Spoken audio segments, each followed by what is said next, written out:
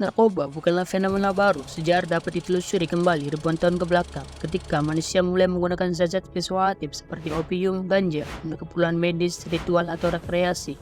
Lama-lama, manusia mulai mengolah tanaman itu jadi zat-zat yang lebih kuat dan lebih membuat ketagihan. Salah satunya adalah opium, yang bikin orang merasa tenang tapi juga bikin ketagihan. Pada abad ke-19, perdagangan opium dari India oleh Inggris ke Tiongkok menciptakan krisis kesehatan di Tiongkok.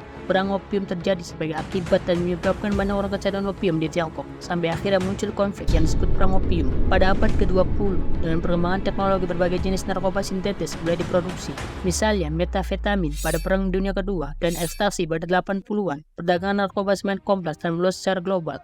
Bisnis narkoba dijalankan seperti bisnis pada umumnya, tapi dengan cara yang legal dan penuh resiko. Biasanya bandar narkoba seringkali adalah tokoh kriminal yang kuat dan berpengaruh, mengatur semua operasi dari atas sampai ke bawah. Mereka memiliki jaringan yang luas, termasuk pengedaran, penyelundupan, dan pengedaran tingkat lokal. Mereka biasa mengandalkan semua tahapan bisnis narkoba, mulai dari produksi atau menyelundupkan zat-zat terlarang hingga distribusi ke pasar. Pengelolaan bisnis narkoba ini melibatkan banyak taktik dan strategi untuk menghindari penangkapan oleh otoritas dan mengalahkan pesaing. Misalnya, mereka menggunakan jalur penyelundupan yang tersembunyi atau memanfaatkan teknologi canggih untuk menghindari deteksi oleh pihak berwenang.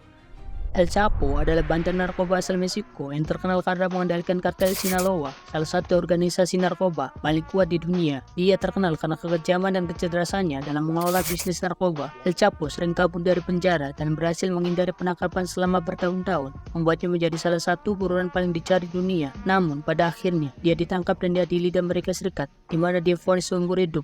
Pablo Escobar adalah bandar narkoba Kolombia yang paling terkenal dalam sejarah. Dia adalah pemimpin kartel Medellin dan secara signifikan mengendalikan perdagangan kokain di dunia pada tahun 80-an.